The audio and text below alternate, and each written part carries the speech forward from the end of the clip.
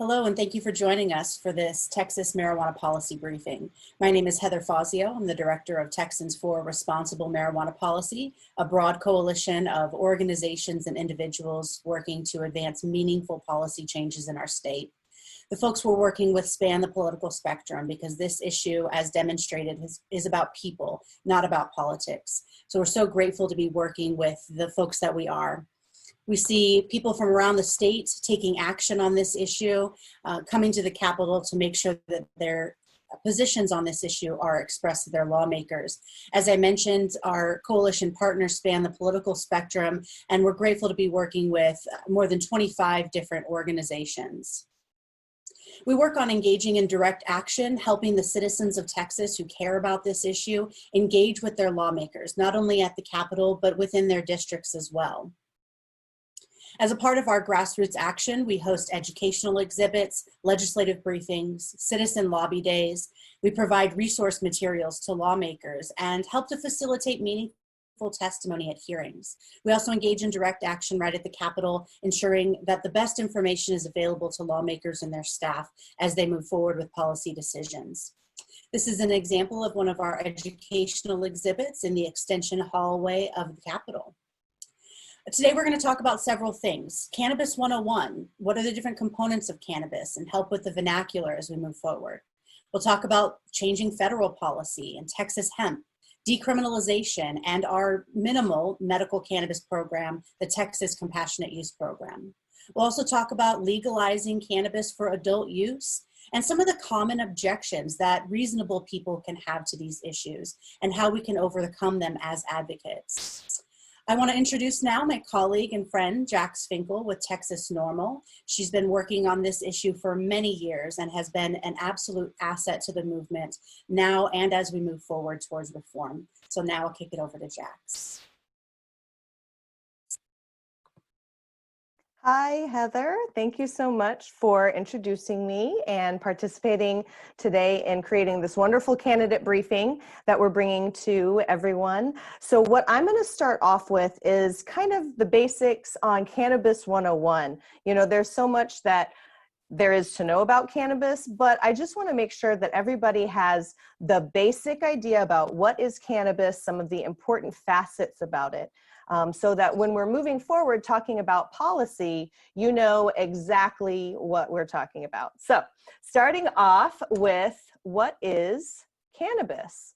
So cannabis is the overarching term for kind of several varietals of the plant. You have what's commonly known as Cannabis sativa and Cannabis indica. These are traditionally used for medicinal or perhaps some enjoyable purposes. And then you have Cannabis ruderalis, which is traditionally known as hemp, usually just used for industrial purposes. But as we've seen some blending and interbreeding of these different genetics, we're also seeing people developing hemp for other human consumable products.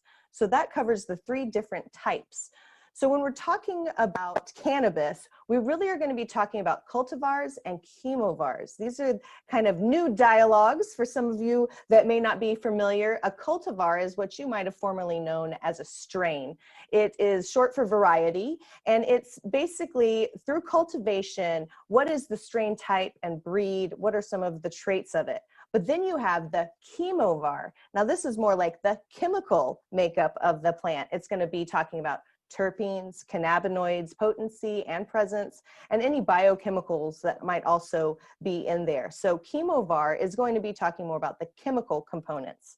So I use some words there that you may or may not be familiar with. So let's talk first about cannabinoid. Cannabinoid, some of the most popular ones that we know about are going to be THC and CBD.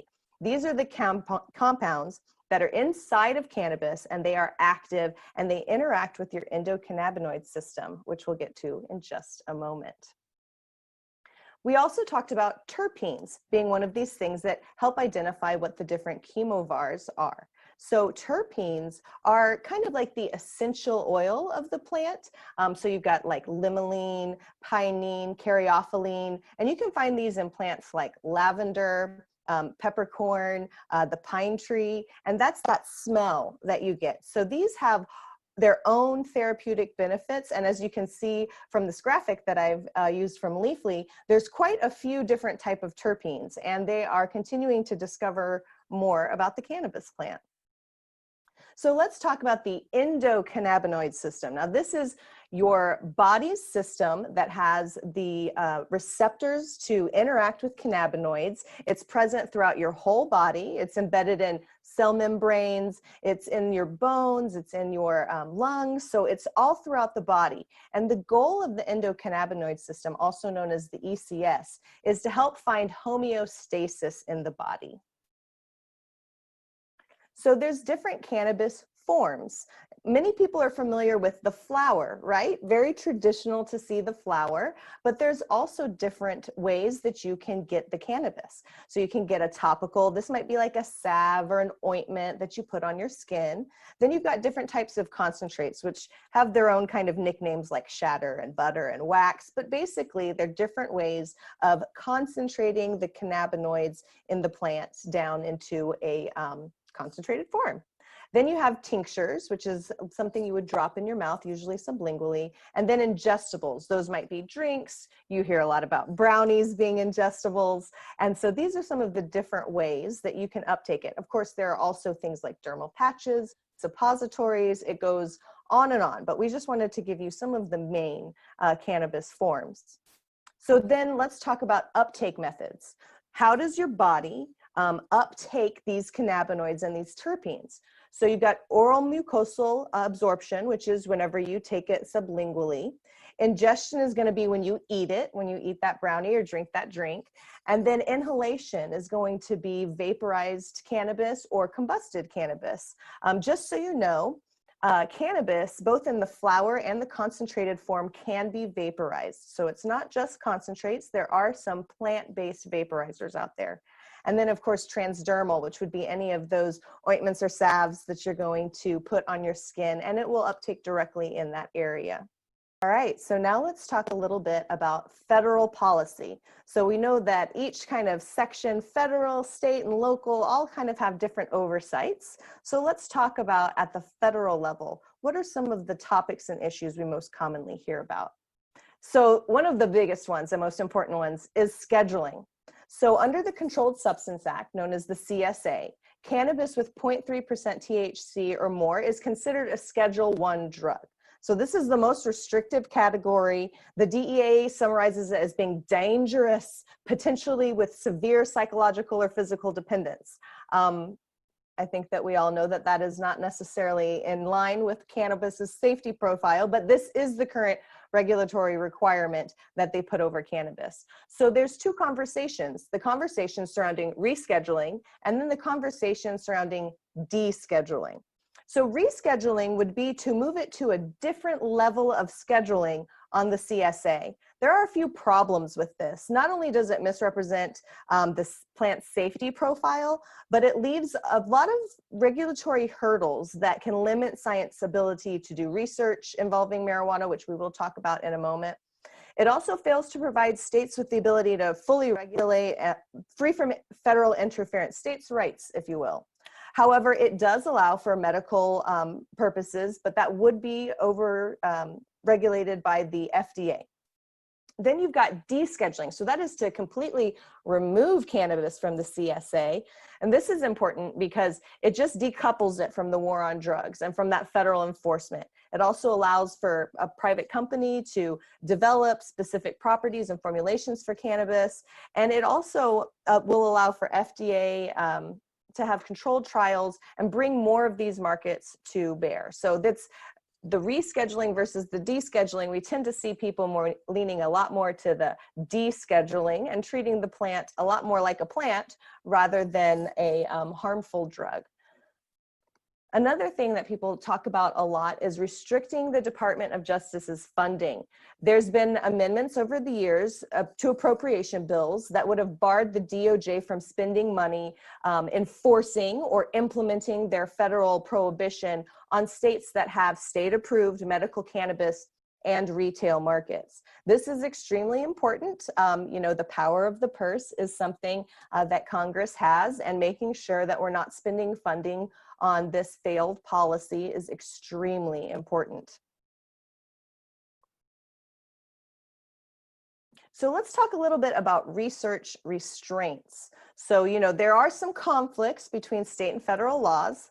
Cannabis with 0.3% THC or more is federally illegal. However, we have 33 states with medical cannabis, 10 states or 11 states with adult retail markets. And so there's this conflict here. And through the conflict, cannabis researchers are faced with a lot of hurdles.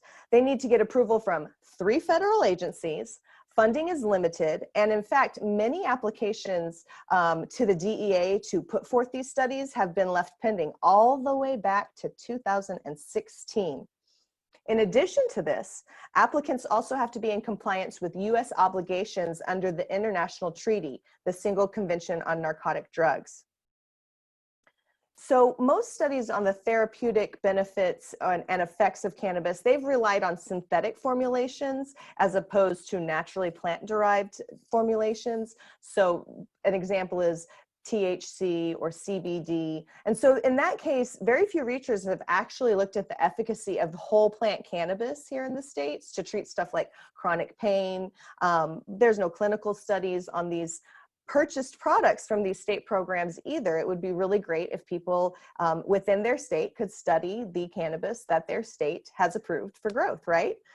Additionally, U.S. researchers can only study the effects of the cannabis plant using material that's been grown at the University of Mississippi. And University of Mississippi has a contract with NIDA, National Drug Institute on Drug Abuse. And people have complained for years and years about the quality of this cannabis. It is not equal in quality to what we're seeing on the markets, and in fact is, I would maybe say, grown poorly. So they have a substandard product that they have to be doing these research and studies with. So let's just touch on real quick some current research that's going on. So talking about international research. In fact, Israel is one of the leading countries on cannabis research, and many people know of Dr. Raphael Mechoulam, who is an Israeli chemist and professor. He discovered THC back in the 60s and CBD, excuse me. He's continued to research the plant, and just now he and some researchers have revealed that they have created a way to stabilize the acids found within the living cannabis plant. So this is going to be important for shelf stability for medicine, and so continuing to push the edge of science there.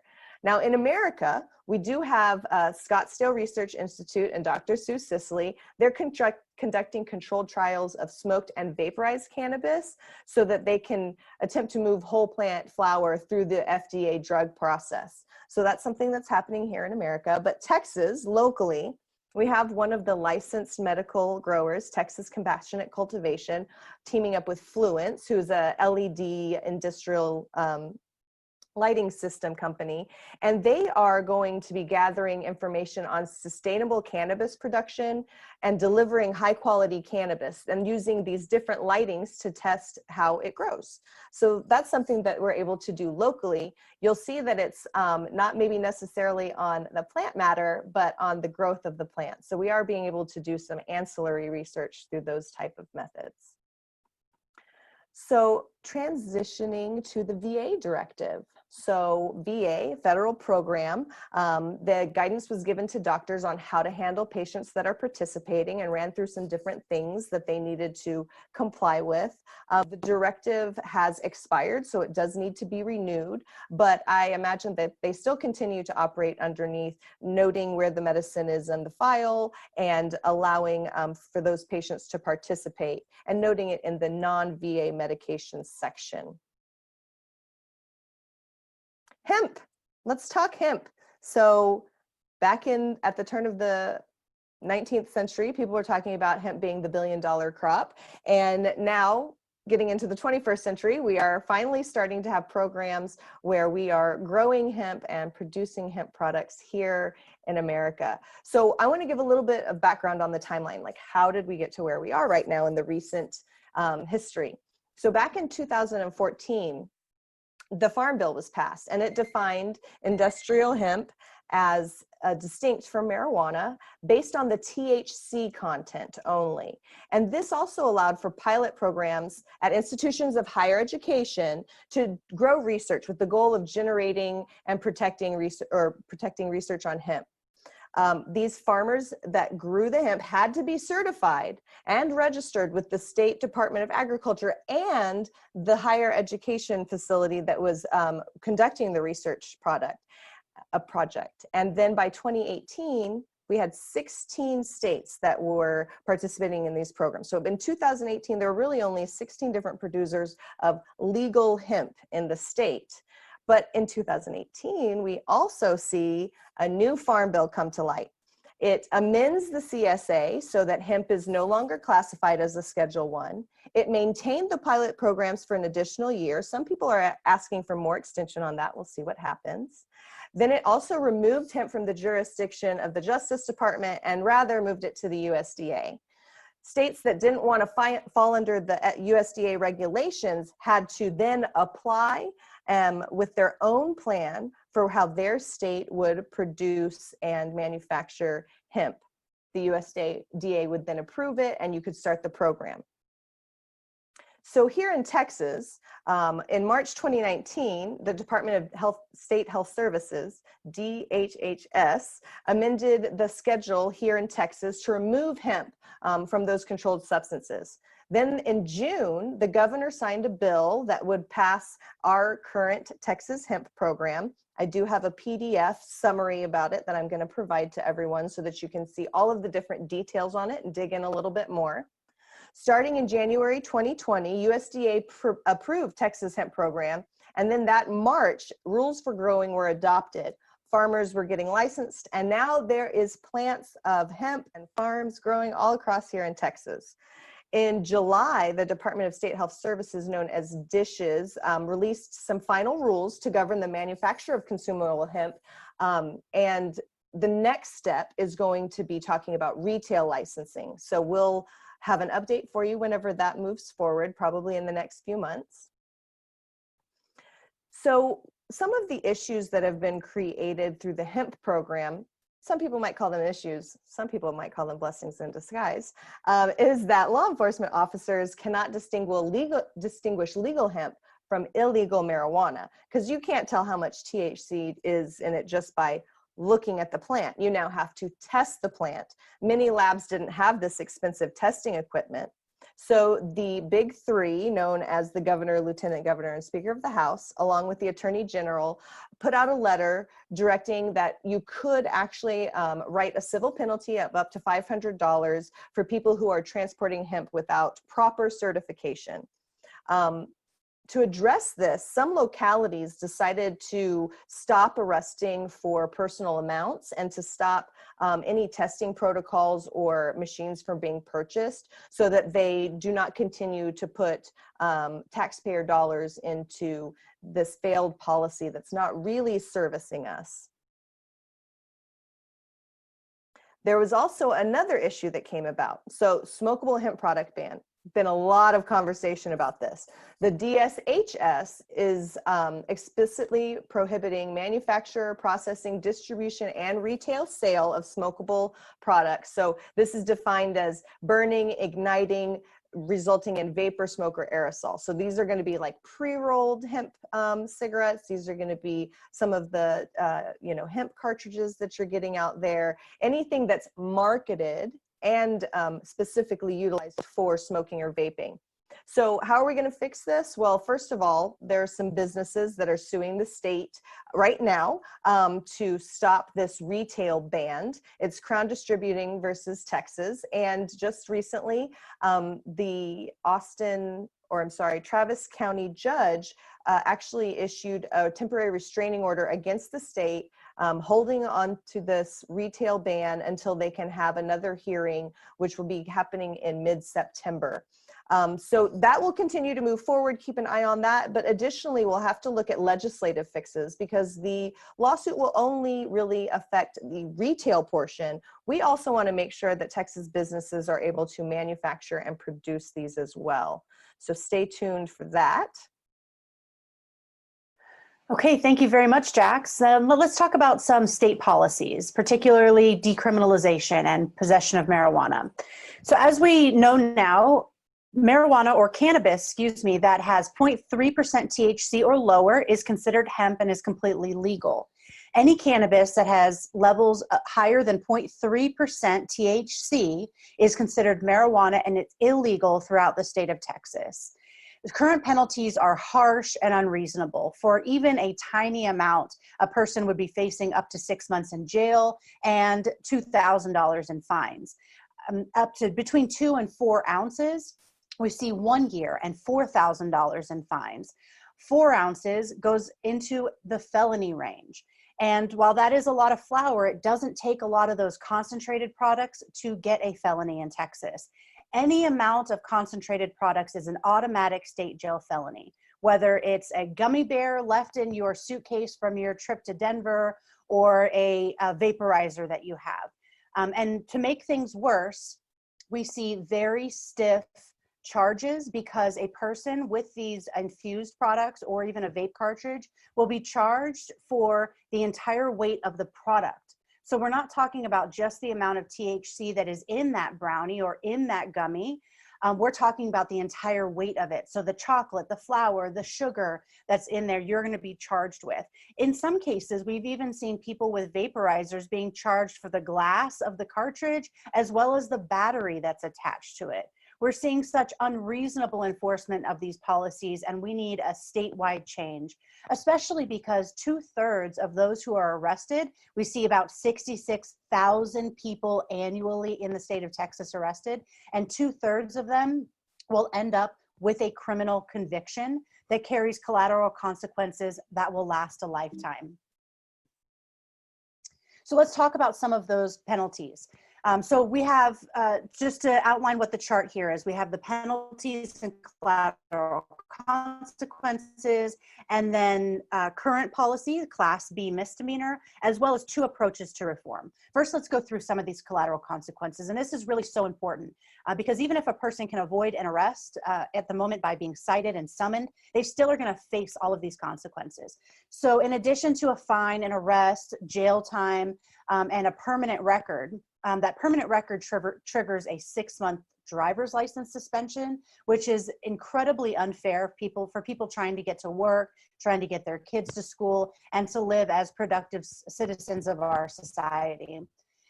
One thing that is particularly appalling to me is the suspension of our right to keep and bear arms for 7 years based on a conviction for even a tiny amount of marijuana. You don't have a court-appointed attorney necessarily with a Class C approach. Financial aid is affected by a conviction for marijuana possession. Your ability to serve in the military, the naturalization process, housing opportunities, professional licensing, like becoming a lawyer, becoming a nurse, and then work visas can be denied as well. So that's what's on the books as a Class B misdemeanor, the current law. So let's talk about 2 approaches to reform. We've seen approaches historically that were introduced to make it a Class C misdemeanor, and that would help in some ways. That would bring down the fine to $500, and it would mean that there's no jail time associated. Unfortunately, though, a person could still be arrested because in Texas, everything is arrestable. You would still be saddled with a criminal record, and all of those collateral consequences would still be in place.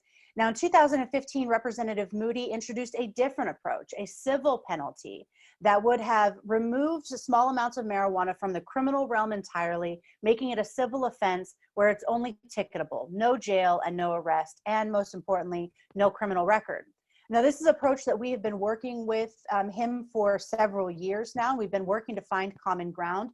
We saw during the last election that Governor Abbott is even coming around to this issue, saying that he, like many of us, don't want to see our jails stockpiled with the tens of thousands of people that are arrested for small amounts of marijuana. We saw his support in the legislative process last session, and we were able to get a bill passed in the House. It was a compromise bill. It wasn't exactly what we wanted to see, but it was an area of common ground, and it helped to achieve many of the objectives that we wanted to see instituted. So the bill that Representative Moody passed out of the House with overwhelming bipartisan support would have changed the penalties for up to 1 ounce of marijuana. It would have made it a Class C misdemeanor with a $500 fine, but it would have specifically made it not arrestable. Within our statute, there are several offenses that have it written in that you can't be arrested for. Everything else is arrestable. So speeding, open container, and texting and driving are currently not arrestable offenses, and we wanted to see low-level marijuana possession added to that list, and that was included in the legislation. It also included a really key element that helps people to avoid a conviction and avoid those lasting collateral consequences. It would have made small amounts of marijuana similar to a speeding ticket. So it's a Class C misdemeanor, there's no arrest, there's a fine, but you have an opportunity to take a drug education course in order to get the case dismissed. This is similar to a defensive driving course for a speeding ticket. Again, the bill passed overwhelmingly with bipartisan support out of the House, but unfortunately was killed in the Senate with some very strong political opinions that kept it from being discussed and advanced. We're hoping to overcome those hurdles by bringing folks into the fold, helping them to understand these issues better and the benefits to moving forward with reform. So we have seen some local law enforcement not enforcing these laws. Law enforcement knows that this is a waste of their time and limited resources, especially district attorneys. So we've seen effective reform led by mostly district attorneys in all of the major local areas. Austin was the most recent and far-reaching change that was made. The district attorney in Travis County was not moving forward with prosecutions, and so this Austin City Council decided to instruct the police department to no longer make arrests for those cases because we know they're not going to be prosecuted. It's a waste of resources and is unnecessarily punitive to the individual involved. And Austin, again, was the most far-reaching. They didn't just account for small amounts of flour, misdemeanor amounts of flour, but also small amounts of concentrated products. So a person might be able to avoid a felony if they have a vaporizer or have a pack of gummy bears. That is something that is really helping in the city of Austin. We see this happening in Dallas, El Paso, Houston, San Antonio, Corpus, Fort Worth is working on something now.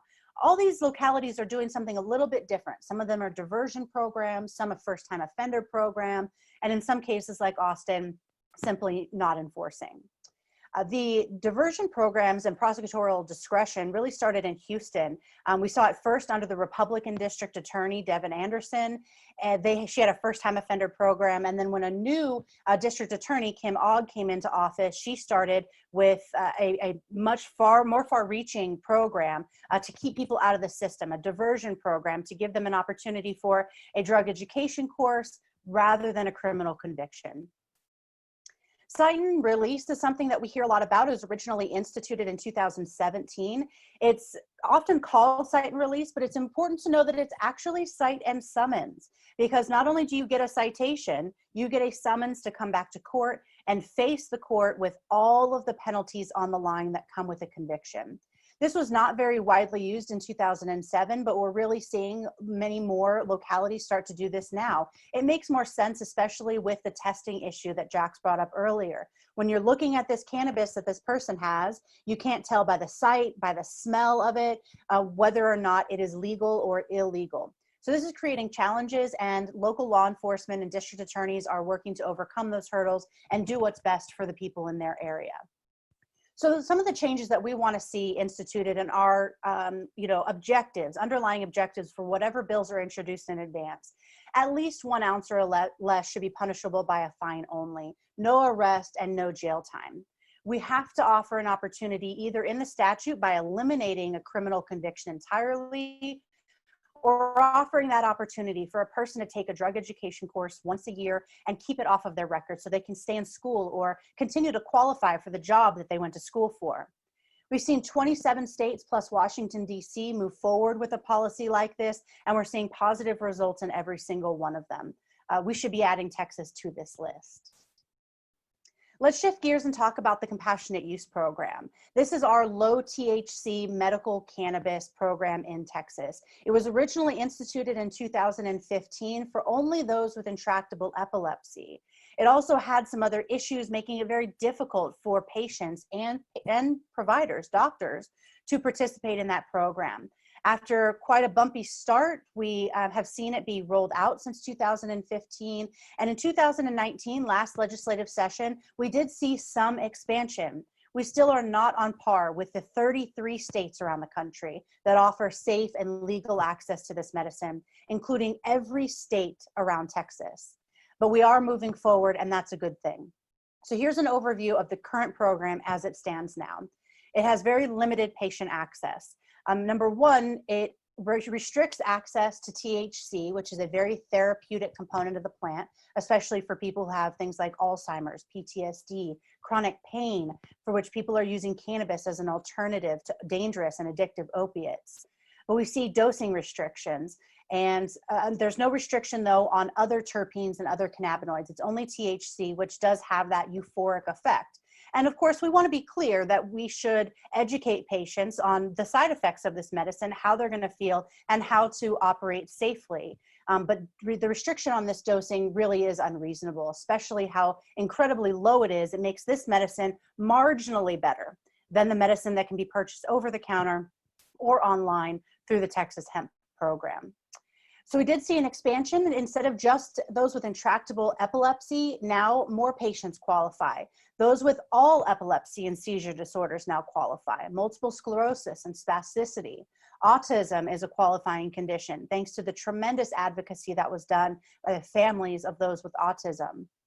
Terminal cancer is a qualifying condition, ALS is a qualifying condition, and incurable neurodegenerative disorders.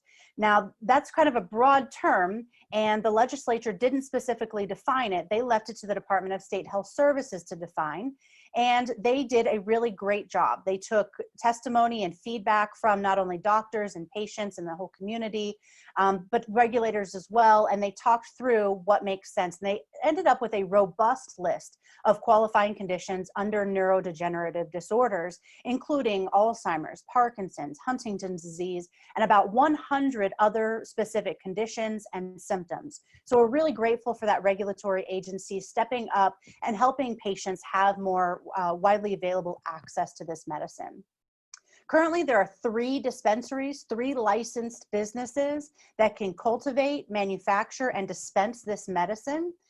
The delivery is available statewide, so even though there are only 3 businesses, they can deliver, and recently they've begun opening up satellite shops in different areas for pickup for their patients. We do see a limited public list of physicians, making it difficult for patients who are trying to find a doctor who's registered with the program and willing to participate, especially considering the great risk that a doctor has to take because of a flaw in our law. In all states that have medical cannabis programs, doctors recommend cannabis and they certify patients through the state, and it's a formal process. The reason they do this is because doctors cannot prescribe Schedule I drugs, but they can recommend it. That's how the courts have ruled. It's protected free speech. Unfortunately, our law requires Texas doctors to prescribe cannabis. And while there are dozens of doctors who are willing to have that come and take it attitude and move forward with participating, I think we'd see a lot more doctors participating if we tweaked our language and changed it from a formal prescription to a recommendation or a certification through our state compassionate use registry. Participating physicians also have to be a specialist in the area that the patient is coming to see cannabis treatment for. And to touch on some of the licensing and regulation, the Department of Public Safety has been tasked with regulating this medical cannabis program. We probably would have, well, not probably, we would have preferred for it to be a health-related agency managing that. I think DPS may feel the same way, but they have done a relatively good job, as I mentioned, with some hurdles and hiccups along the way in making sure that this program is available for those who qualify. It is governed by a board of the Public Safety Commission within the Department of Public Safety, and all of these are gubernatorial appointees. The 3 businesses that are currently licensed include Compassionate Cultivation, which was mentioned earlier. They have done a really good job. The other 2 license holders have begun operations, but have not really gotten into the groove yet, mostly because there hasn't been a lot of money to be made because the program is so restrictive. But Compassionate Cultivation dove in headfirst and have been providing great resources for these products and at great expense. In order to get a license for this compassionate use program, it cost almost $500,000 for the first 2 years and over $300,000 every 2 years after that. These are higher than anywhere in the nation, and we have one of the most restrictive programs. These licensing fees have got to be brought down. We can do that through the legislature, we can do it through the regulations, we can do it maybe a little bit more naturally by expanding the program, licensing more businesses, and diffusing the cost of regulation. So what are some of our objectives with expanding the compassionate use program? We want this program to be inclusive for patients that need it.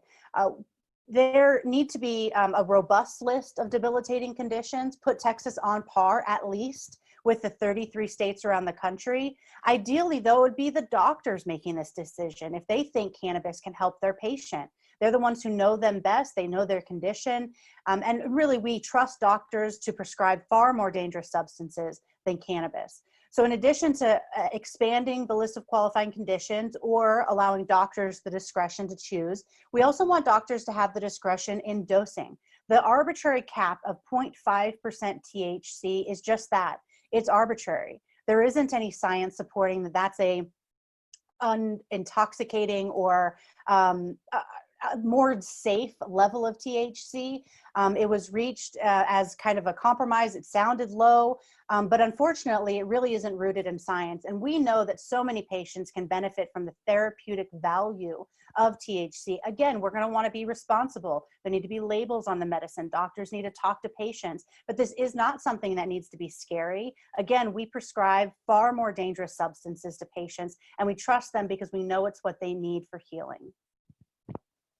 Some additional changes that we'd like to see is patient protections. Patients have to be protected if they're participating legally within this program, ensuring that they're still eligible for the nursing license they've been going to school for or the legal degree. We also want to make sure that patient protections when it comes to parental rights are protected. A parent should never have to think about their child being removed from the home simply because they're choosing a medicine they're using it through the compassionate use program. So we want those patient protections really written into the law to ensure that those kinds of things don't happen. We also need to see independent laboratories in the state of Texas. Right now, a business can test their own products. DPS can test them through enforcement, but there's no opportunity for consumer protection with an independent third-party lab testing these products. So we need to see that included in the law so that labs have the opportunity to do that. Coming back again to the patients, doctors prescribing cannabis, we have to change that as well, offering them the protection they need to move forward with the prescribing or certifying a patient to participate in this program. We see overwhelming support in Texas for reform. A tiny fraction of Texans want to keep laws as they are and keeping it illegal. We want to move forward with this sensible reform. And as we move forward, we talk more about legalizing adult use.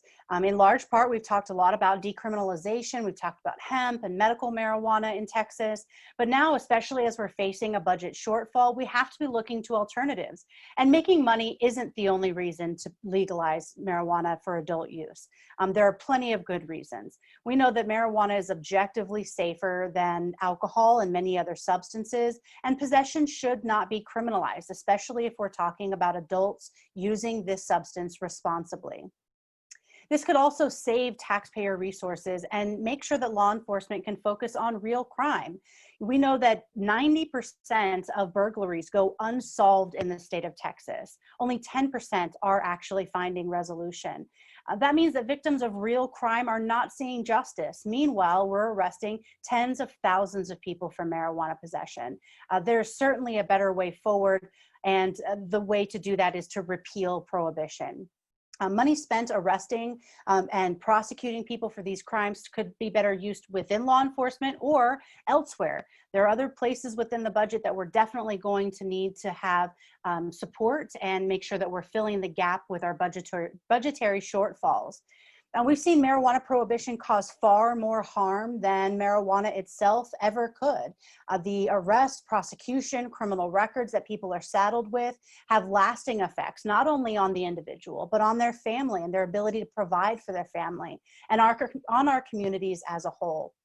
According to the polls, overwhelmingly Americans want to see these laws changed, and Texans are no exception. This could save millions of dollars and help to direct resources where they need to be. It could also help, coming back to the revenue generation, that is a benefit to having a legal market where it's operated in the light of day with business owners that are held accountable and pay taxes. It could bring in as much as $1 billion per biennium. Now, this isn't going to fill the gap on our budget shortfall, considering the crisis that we have been facing. However, it will help, and it'll keep people on the right track, keep them out of jails and with their families. So with that, I think that we can talk about some common objections that even reasonable people can have. So let's go ahead and shift gears there. If you'll kick it off, Heather, you know, we hear about driving under the influence a lot, right? We do. And, you know, even reasonable people can have concerns. If we move forward with legalizing marijuana or decriminalizing even, are we going to see more people on the roadways? Are we going to see a more dangerous situation on our highways? Well, I mean, of course, it's really important to note that changing cannabis laws doesn't all of a sudden make driving under the influence legal. Driving under the influence would continue to be illegal. But we do see that legal cannabis states don't have higher traffic fatality rates. They don't have more fatal accidents than states that enforce prohibition. In fact, in medical states, we actually see that there's a decrease in these traffic fatalities. And I just want to let everybody know that we are going to have a PDF with links to all kinds of resources on this. So we're just going to touch on some key points, and you can delve in a little bit more later. So another concern that folks have is if we decriminalize or if we legalize for adult use, are kids going to be using drugs more? Nobody wants that. Right. It is definitely a concern about people, you know, under the legal age of consumption getting access. It is of note that business owners at dispensaries definitely ID, so that's important. We see states with regulated programs actually see youth use either stay the same or begin to slowly decline after a few years. Oftentimes, states will actually put a portion of the tax revenue towards youth education on cannabis. And what about crime? Do we see crime increasing, especially considering that the cannabis industry is largely cash only? Is there more crime in the neighborhoods or the areas of the city where we have dispensaries in legal states?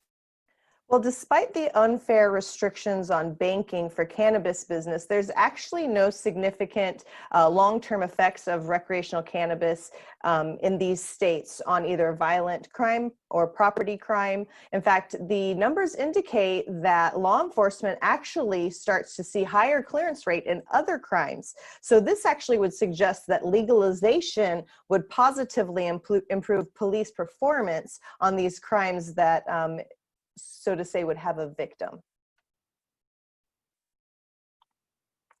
And what about workplace safety? Are we seeing people who are legally allowed to use cannabis having more accidents in the workplace, or has it caused a disruption in the labor force? Well, cannabis is simply not correlated to elevated rates of injuries or accidents having at your job site. Marijuana decriminalization is actually associated with increased probability of employment, particularly for young men apparently, and can actually increase your weekly earnings. So since you're not getting arrested, you're not getting that criminal record, you actually can have more job opportunities. But no, we don't see elevated rates of accidents or injuries due to positive cannabis tests.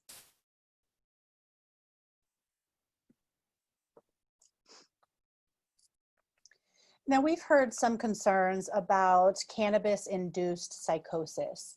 Is there any validity to this? So it's important that whenever we talk about cannabis, we always go with scientific facts. So there have been some studies that show links between cannabis use and early onset of schizophrenia, but this is usually in people that have pre-existing condition or they have some family history of mental illness. These links aren't concrete though, so that's important to note. This just continues to emphasize why it's so important that patients be able to openly communicate with their doctors about their medical conditions and the different things that they are using to treat them.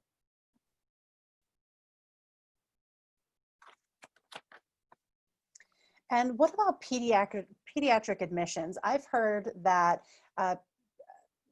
kids are coming across cannabis products more often and consuming them. Is that something that exists, and it is something that we should be concerned about? So I think always we should be responsible parents and keep things out of the reach or locked away that our children, we don't want them to ingest or come in contact with. But let's also talk about what the word overdose means, right? A lot of people think overdose means I'm going to take this and die. An overdose is simply taking more than the dose of medicine that you should take and having some uncomfortable side effects from it. So cannabis overdose from taking edibles, they're not fatal. You might have some paranoia, some anxiety. Some people get the spins a little bit, some nauseousness, but that's not going to kill you. So whenever we're talking about kids ingesting this, there is actually a doctor, Bonnie Goldstein, who has treated patients for a long time. And she said that, you know, it's rare and it's not going to happen very often. In fact, to the case where CDC has stopped tracking deaths due to cannabis because for year after year, there were no deaths. In fact, if your child ends up going to the ER, what they usually do is they just watch them, make them comfortable, make sure nothing bad happens, keep them hydrated, allow them to sleep. So let's compare cannabis, right, that has had, you know, no deaths and some hospitalizations, but not, you know, a massive amount, versus in Alberta in 2017, 2016, there were 20 pediatric ER visits for cannabis ingestion. However, there were 700 hospitalizations for ingestions of Tide Pods, laundry pods. So I think it's a very important thing that parents be responsible and make sure that they know where all of their medications are at all times. But I do think that this is also something that we need to take a look at. You know, what does overdose mean, and what is the harm or the safety profile? I'm just going to click to this next slide real quick because this kind of covers some of the Tide Pod and talking about, you know, the ER ingestion is usually just going to be checking their vital signs and allowing them to sleep. And, you know, this kind of, you talked a little bit about overdosing, and substance abuse is a significant problem in our country. It's a real problem and it deserves real solutions. So how can we talk about substance abuse and helping people who do maybe overconsume cannabis, who are maybe trying to self-medicate for other things and not addressing underlying issues? How can we have a meaningful conversation about that without demonizing the 90% of cannabis consumers who don't have a substance abuse problem, who simply enjoy it? Right. Well, like you said, cannabis has a great safety profile, but that doesn't mean that some people may not still have an unhealthy relationship with the plant, maybe a bit of a chaotic relationship with it. Substance abuse, addiction, it's a health issue, and people go and they seek treatment for that. And so I think it's important that we destigmatize people who seek help for that, though it's not super common with marijuana because it has a kind of a lower addiction profile. You know, people can be addicted to anything, caffeine, sugar, and so we do need to have education on that and address it as a health issue, and make sure, you know, again, going back to youth education, that youth are getting science-based education so that they can make the best decisions for themselves when they become adults.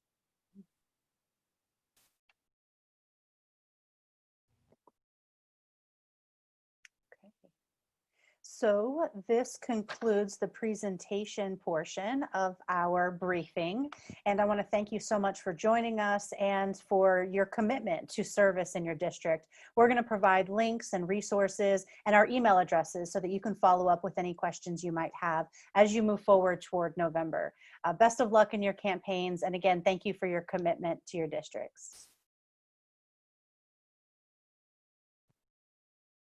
All right, now we'll proceed to the Q&A portion of this and make sure that we can address any questions that you specifically have about any of these or other topics that we haven't brought up. So let's kick it over to that.